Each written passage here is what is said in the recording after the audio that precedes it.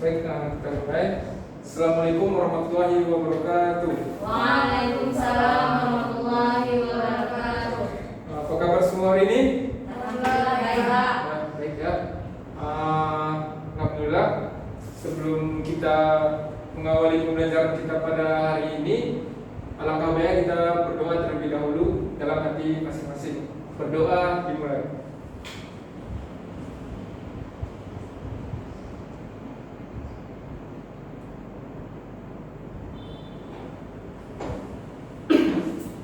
Selesai. Ya baik, ada yang tidak hadir? Ada Pak. Ada Pak. Ya. Baik, Bapak terlebih dahulu. Miftahul Sifa, Ada Pak. Rodiatul Mandi, Sakit Pak. kita. Rina Maya, Hadir Pak. ya. Arlian Syah, ya. Rosani Queen. Rosan izin Pak. Ya, baik, hanya 3 orang yang hadir. Baik, langsung saja Bapak akan mulai ya. Jadi pada pertemuan kali ini kita akan membahas sedikit. Sebelumnya pada pertemuan sebelumnya sedikit Bapak ulang. Kita mempelajari tentang ada yang masih ingat? Ada. Apa itu? Motor racing. Ya, ada lagi. Indonesia juga ada satu lagi. Ya, motor AC. Ya, AC, betul. Pak. Jadi ada 2, motor AC dan motor DC. Ya, jadi pada pertemuan kali ini sedikit nanti akan terulang lagi materi yang lalu. Kemudian nanti akan ditambahkan dengan materi yang baru seperti yang lalu kita sudah bahas motor AC induksi, ya kan, sama motor AC sinkron. Kemudian pada pertemuan kali ini kita akan membahas sedikit motor AC induksi yang 1 fasa dan nanti dilanjutkan dengan motor AC 3 fasa. Nah, jadi ada 2. Ya baik, kita mulai. Jadi materi kita hari ini adalah motor AC induksi, ya. Ini Bapak tulis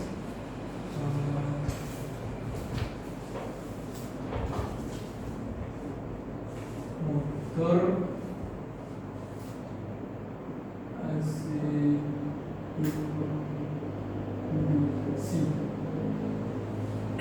Jadi mungkin pada pertemuan kali ini kita cukup pelajari motor AC aja. Pertemuan selanjutnya kita akan membahas motor DC-nya. Jadi tadi disebutkan motor AC itu kan dikelompokkan ada 2, induksi dan sinkron. Jadi ini yang induksi dulu kita bahas. Jadi ada 2, terbagi menjadi 2. Itu yang pertama motor AC 1 fasa, singkat ya, 1 fasa. Kemudian ada yang kedua motor AC induksi itu yang 3 fasa. Mungkin pada pertemuan kali ini kita lebih detail mempelajari yang 3 fasa. Ya. Jadi yang motor listrik, motor AC yang 1 fasa ini prinsip kerjanya itu dengan di mana motor AC yang 3 fasa untuk belitan stator yang terdapat 3 belitan yang menghasilkan medan putar pada rotor sangkar terjadi induksi dan interaksi torsi yang menghasilkan putaran. Sedangkan pada motor 1 fasa ini memiliki 2 belitan stator. Nah, jadi 2 belitan ini yaitu yang pertama fasa utama atau biasa disingkat dengan U1 dan belitan fasa bantu. Oke. Kemudian jadi belitan utama itu menggunakan penampang kawat tembaga yang lebih besar sehingga memiliki impedansi lebih kecil. Sedangkan belitan bantu dibuat dari tembaga berpenampang kecil dan jumlah belitannya lebih banyak sehingga impedansinya lebih besar dibanding impedansi belitan utama. Nah, itu yang motor 1 fasa. 1 fasa.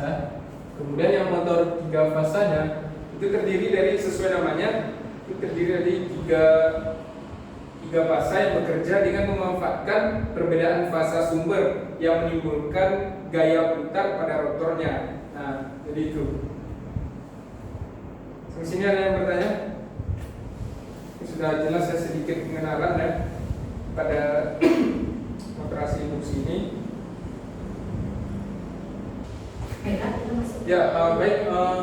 Jadi pada motor AC induksi 3 fasa itu memiliki prinsip kerja yang dimana apabila sumber tiga fasa dipasang pada kumparan stator, ya kan, akan timbul medan putar dengan kecepatan seperti rumus. Nah, jadi pada 3 fasa ini memiliki rumus, ya. Kita buat di mana sini ya. Rumusnya itu,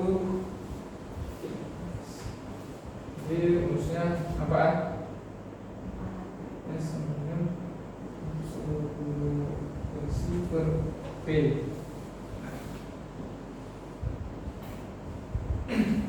Jadi ini merupakan rumus untuk menghitung kecepatan putar dari motor 3 fasa. Nah, jadi yang dimana NS ini merupakan NS ini kecepatan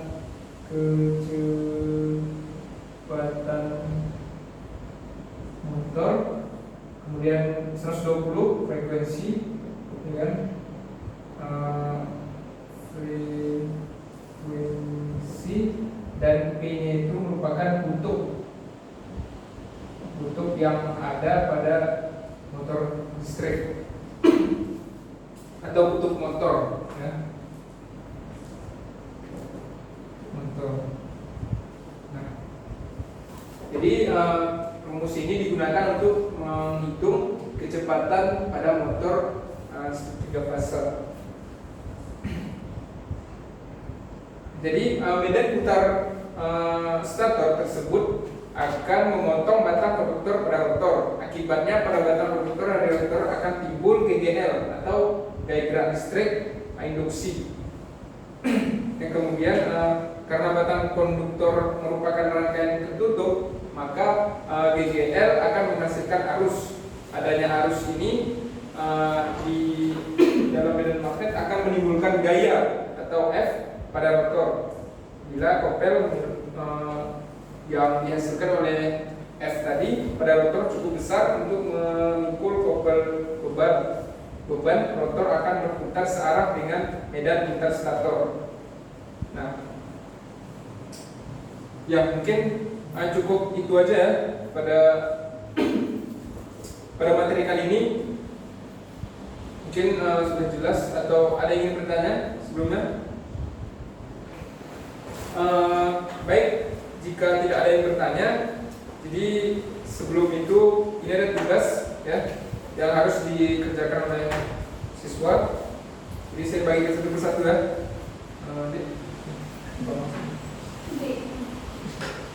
Cara bagi temannya ini. Ya. Jadi saya kasih waktu 5 menit untuk mengerjakan, silakan. Jadi pada materi ini dipahami, kemudian dicatat apa yang penting dan bisa dipraktekkan.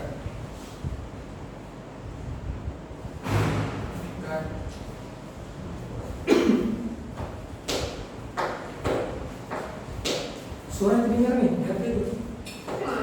Ya. Action. Udah siap, Pak? Siap? Yang lain? Apakah sudah siap? Udah, Pak. Itu mudah kok.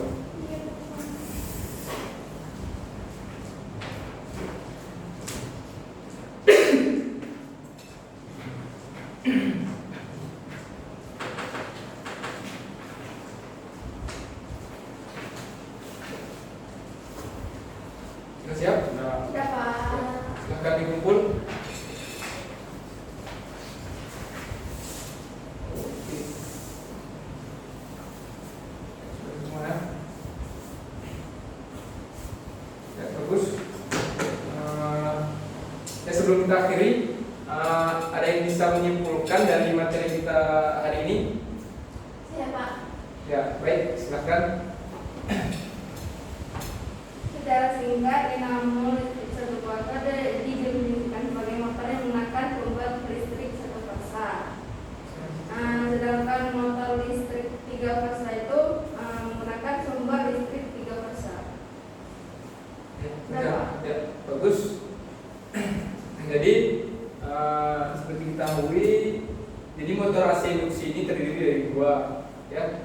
Jadi motor AC kan ada dua tadi, induksi dan sinkron. Yang induksi ini terbagi menjadi dua lagi, yang dimana motor AC satu fasa dan motor AC tiga fasa. Itu dia. Yang untuk pertemuan selanjutnya kita akan bahas lebih detail lagi bagaimana pengaplikasian dari motor listrik satu fasa maupun tiga fasa. Ya baik, Bapak kira sudah jelas ya? Ya, jadi pada materi ini Bapak ingatkan dan bisa diulang-ulang lagi di rumah, kemudian bisa dicari referensi lebih jelasnya lagi, kemudian lebih detailnya lagi. Jadi kita belajar itu bukan hanya di sekolah, ya kan? Kita belajar juga banyak, apalagi sekarang banyak sumber-sumber yang bisa kita gunakan, dan masing-masing juga pasti memiliki HP yang ada internetnya, ya kan? Nggak mungkin nggak ada internetnya. Jadi internet bisa dicari karena saya ingin tahu seorang murid itu sangat tinggi. Jadi bisa dicari referensi lebih lanjut lagi, kemudian bisa dijelaskan kepada teman-teman ataupun pada kelas nantinya. Ya baik, Bapak rasa cukup. Sebelum kita akhiri, mari kita sama-sama membaca hamdalah. Alhamdulillah. Ya Bapak akhiri. Wabillahi taufiq wal hidayah. Wassalamualaikum warahmatullahi wabarakatuh.